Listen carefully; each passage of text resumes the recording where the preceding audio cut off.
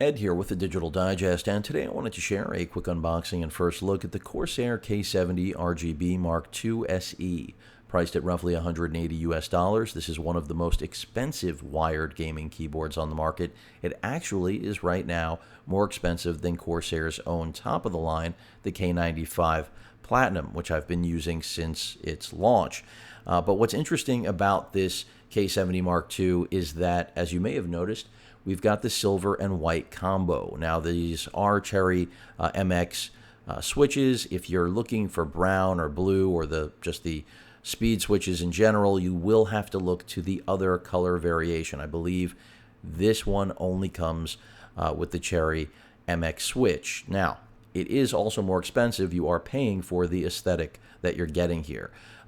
8 megabytes of internal storage on this keyboard for 3 different profiles. You also have dedicated media controls, which you're about to see when I get it out of the box. Of course, aluminum. That's another big step up for the new K70. No plastic here. And the double shot PBT keycaps, another thing that you will not find on previous generations of the K70. And by the way, you can also get this with silent switches as well. So with that said, let's get this thing out of the box. And it's just right now, in terms of, there are obviously several choices to go with out there. Razer with the Huntsman Elite was very tempting, but for me, I personally think that Corsair, when it comes to keyboards, does the best. That's not to say that the Huntsman doesn't look good, because it does, but when it comes to performance, that's another story. And from everything I've seen in the month plus that this has been on the market, I have yet to see a single review that doesn't put this bad boy at the top of the heap. And don't get me wrong, the Razer looks very nice. I just don't know that it actually, when it comes to performance, is going to deliver what you're going to get out of this. So there you have it. Again, aluminum frame. Pull out the entire braided cable, which I think is roughly 6 feet. I'm going to have some fun trying to run this, I can tell you right now. Let me get this out of the plastic sheath it's wearing. And it is just a fantastic looking keyboard. Now, as for how it's going to play, I'm assuming it's going to be very similar to what I'm already accustomed to with the K95, and basically, since those are also Cherry switches, so I'm expecting very, very similar performance. And of course, 2 USB ports. As far as a pass-through, I'm actually not, I knew it was there, and it is. And that's another big advantage that this has over the Huntsman. If you're going to ever use one of these keyboards that requires 2 USB ports on your system, it's critical to have that pass-through so that you can offset the loss of one of those ports. I don't think there is anything else in the box, at least that's noteworthy, other than some replacement caps. And of course, how could I go without talking about the wrist rest? Now, the wrist rest, I can already tell you, not my favorite. This is the same one, basically, that I got with the K95. It clips on. This is one area where I think Corsair has downgraded. Paperwork, not really interested. And there are your replacement caps.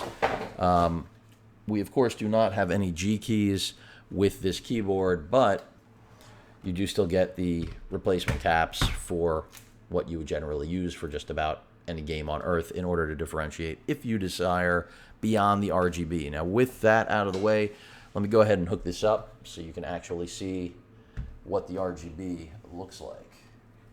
That is my next move right here.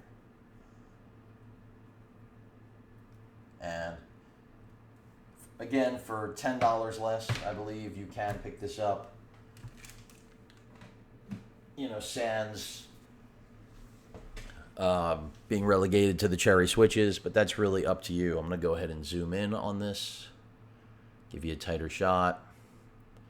And it really just is a fantastic looking keyboard, I can tell you that. Now, performance-wise, I'm going to find out. Clearly, you're not going to pick up anything from an audio perspective with the microphone I'm using at present for this unboxing. But Again, the dedicated media keys. It's just a really nice piece of hardware, and Corsair does it every single time. So it's really a matter of personal preference.